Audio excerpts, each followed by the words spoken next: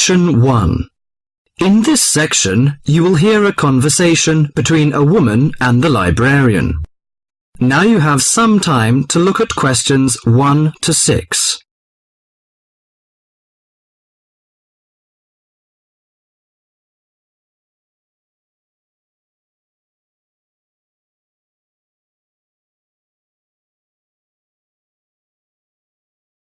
Now listen to the talk and answer the questions 1 to 6. Good morning. Good morning. Can I help you? Yes, I'd like to join the library.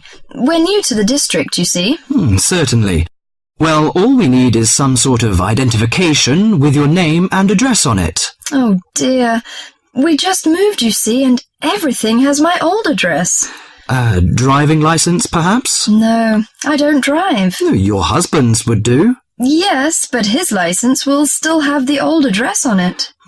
Perhaps you have a letter addressed to you at your new house. No, I'm afraid not.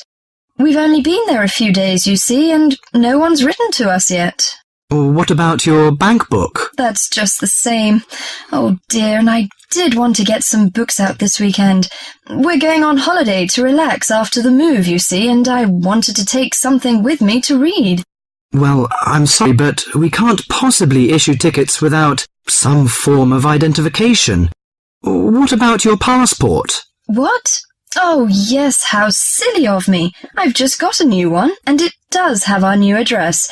I've just been to book our air ticket, so I have it on me. Well, that's all right. Your ticket will be ready soon. Okay, how many books am I allowed to take out? You can take 4 books out at a time, and you can also get 2 tickets to take out 3 magazines or periodicals. Newspapers, I'm afraid, can't be taken out. Oh, that's fine. Do you have a record library? Some libraries do, I know. Yes, we do. You have to pay a deposit of $5 in case you damage them, but that entitles you to take out 2 records at a time. That's good. Could you show me where your history and biography sections are, please? Yes, just over there to your right. If there's any particular book you want, you can look it up in the catalogue, which you'll find just around the corner. You can also find a touchscreen information service on level 2. Thank you. Oh, and how long am I allowed to keep the books for? Well, the normal loan period is 3 weeks, with 2 weeks extension. Oh dear. We're going away for 4 weeks. Can I renew them now? I'm afraid not. You must do that at the end of 3 weeks. I see. Thank you very much.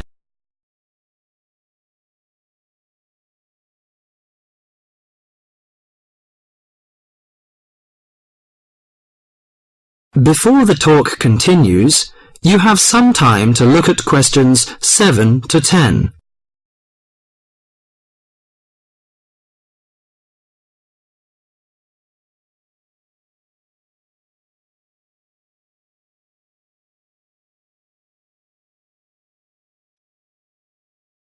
Now listen to the talk and answer the questions 7 to 10. Well, let's go into some details. Your name, please, madam? My name is Barbara. The surname is Cooper. It's spelt as Cooper. Fine. And what's your contact number? If we have new books coming, we can contact you in time. Good. You can call me on 723-6518, but it's better after 5 p.m. You know I have to work during the daytime. Do you need the office number? I don't think so. It's enough. Could you tell me the address? I lived in King Road, but of course you need my new address. It's 25 St. Mary Road, Hanwell. That's Hanwell. Is that right? Yes. Do you need the passport number? I just brought it with me. Here you are. Yes, thank you. The number of your passport is G5798-0942. OK, and your ticket is ready. The number is M930123. Thank you. Could I take a look around and check out some books? Of course, as you like. That is the end of section 1.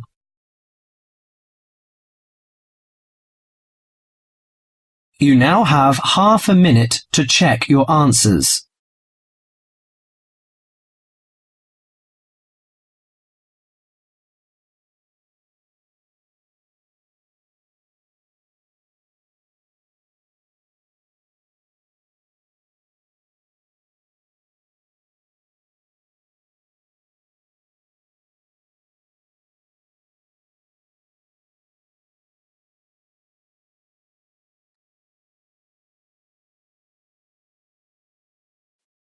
Section 2. In this section, you'll hear an introduction on cheese making. You have half a minute to read the questions 11 to 20 first.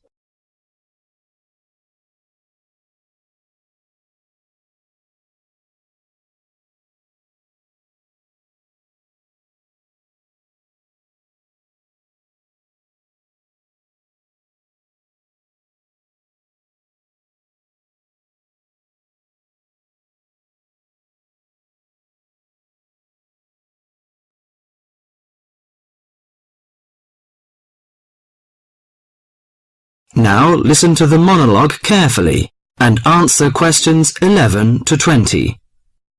Cheese is one of those foods that we tend to take for granted as always having been with us, and it's odd to think that someone somewhere must have discovered the process to make cheeses. That takes place today. In the studio to tell us all about it is Monica Maxwell. Today, we all know that the process of making cheeses takes place when microorganisms get into milk and bring about changes in its physical and biochemical structure. Well, obviously, we don't know who discovered the process, but it's thought that it came from Southwest Asia about 8,000 years ago. In the early time, there were mainly two types of cheeses. One of them was rather tasteless and bland, in the case of the so-called fresh cheeses, which are eaten immediately after the milk has coagulated. And another one was rough-tasting and salty, in the case of the ripened cheeses, which are made by adding salt to the soft fresh cheese and allowing other biochemical processes to continue so that a stronger taste and a more solid texture resulted. The ancient Romans changed all that. They were great pioneers in the art of cheese-making, and the different varieties of cheese they invented and the techniques for producing them spread with them to the countries they invaded. This spread of new techniques took place between about 60 BC and 300 AD. You can still trace their influence in the English word cheese, which comes ultimately from the Latin word Caseus, that's C-A-S-E-U-S. At this stage in history, people weren't aware in a scientific way of the role of different microorganisms and enzymes in producing different types of cheese, but they knew from experience that cheese's tastes were relevant to something. If you kept your milk or your pre-cheese mixture at a certain temperature or in a certain environment, things would turn out in a certain way. In the 19th century, with the increasing knowledge about microorganism, there came the next great step forward in cheese-making. Once it was known exactly which microorganism was involved in the different stages of producing a cheese, and how the presence of different microorganisms affected the taste, it was possible to introduce them deliberately and to industrialize the process. Nowadays, cheese is made on a large scale in factories, although the small producer working from his dairy farm continued to exist and still exists today. Cheesemaking moved very much into the world of technology and industrial processes, although because the aim is still to produce something that people like to eat, there's still an important role for human judgment. People still go round tasting the young cheese at different stages to see how it's getting on, and may add a bit of this or that to improve the final taste. Whatever the scale of production, there is still room for the development of art alongside the technology. That is the end of section 2.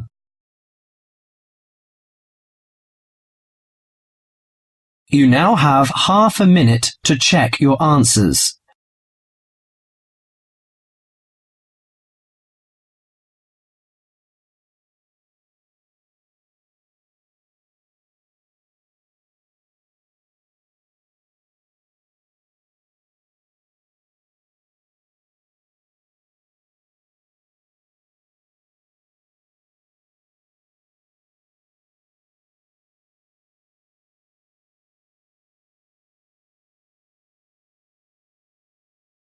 Section 3.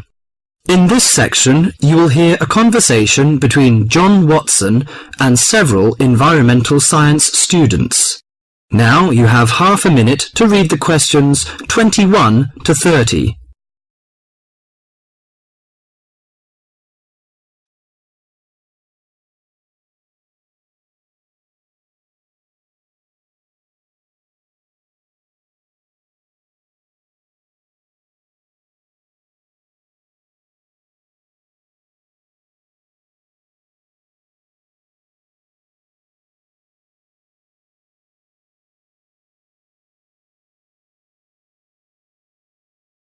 Now listen to the conversation and answer questions 21 to 30. Good morning, everyone. I'd like to introduce our guest to you, John Watson. We're delighted to have John with us today to share his views on conservation.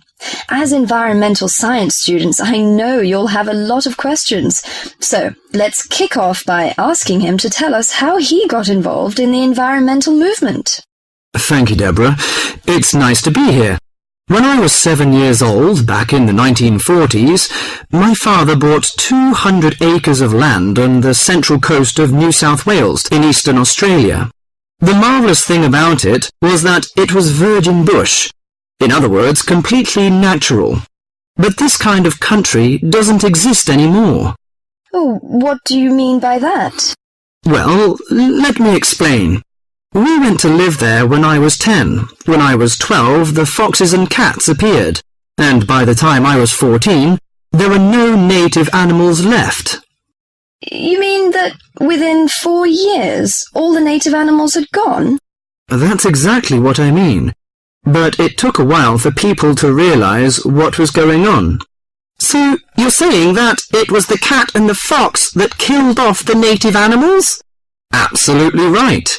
But back in the 1970s, people didn't realize it.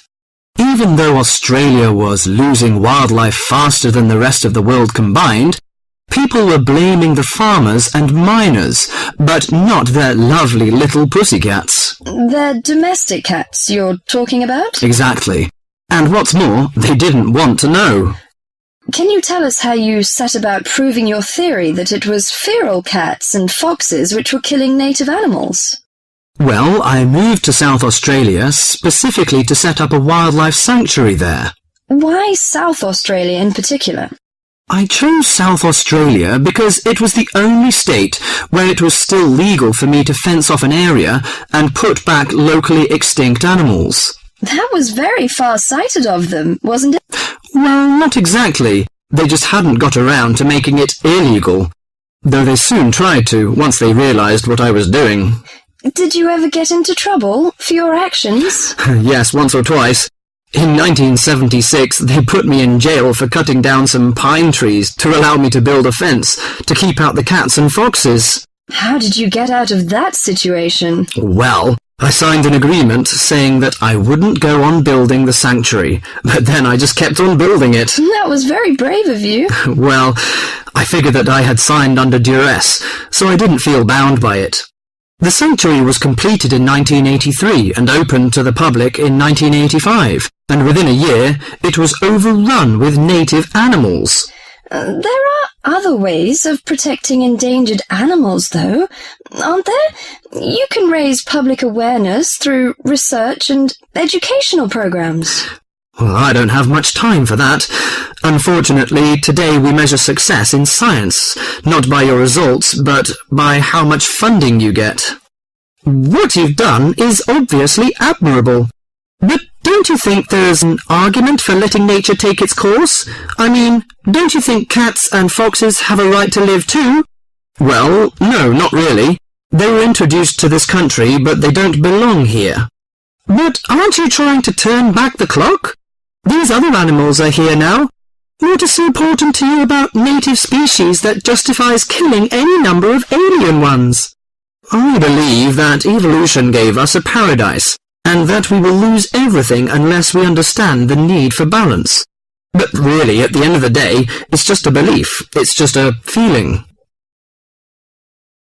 That is the end of section 3.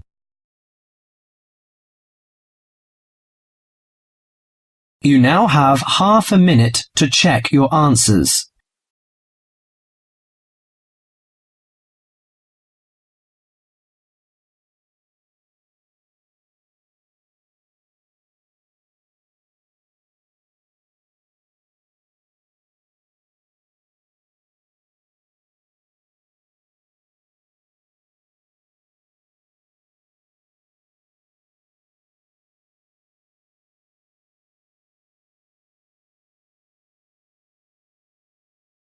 Section 4.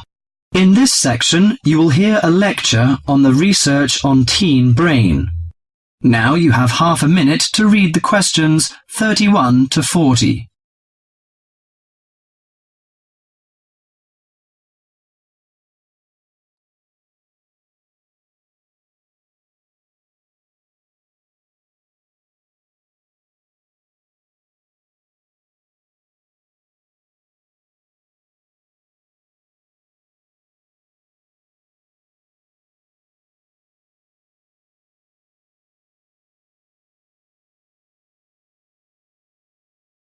Now listen to the lecture and answer questions 31 to 40.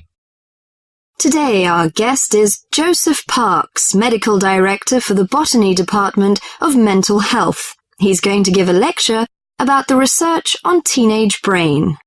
Good morning, everyone. Today I'm going to introduce the new research about adolescent mind, the teenage brain. How much do you know about that? Do you believe in brain scanning? Do you think we can judge whether a teen is normal or mentally ill? Or it's just another immature test? The new research shows a teen brain is in the middle of disordered changes. Those changes, scientists now believe, are so significant that they may reveal the mysteries of mental illness, explaining why some teens commit suicide, why others harm their classmates, and why some emerge later in life with mental disorders. The research looks forward to a day when teens could be tested for suicidal depression as easily as they are for heart disease. But there are signs that society and parents in particular would reject such a tool. Many parents question the validity of a mental health diagnosis. They fear that their children will be falsely tagged with a mark that he or she is abnormal. At the center of the debate is the teen brain, its confusing architecture, and the difficult question of what's typical in a teen and what's not.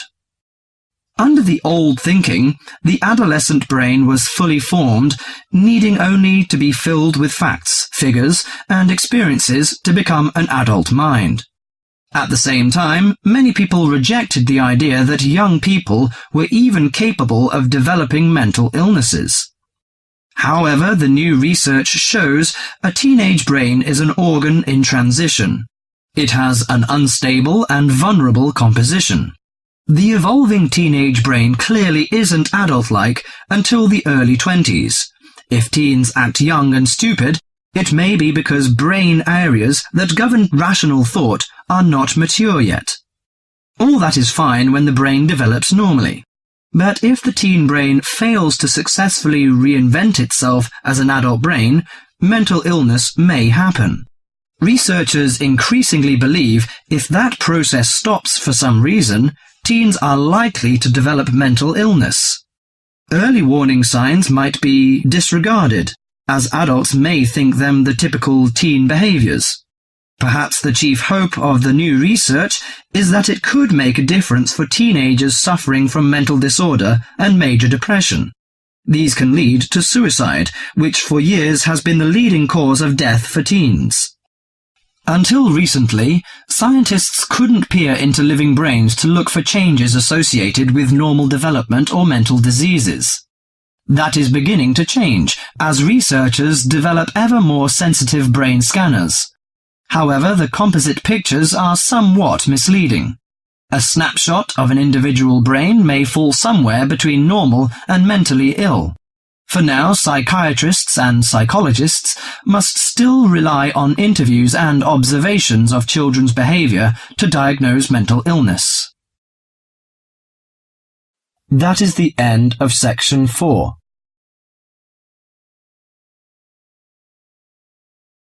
You now have half a minute to check your answers.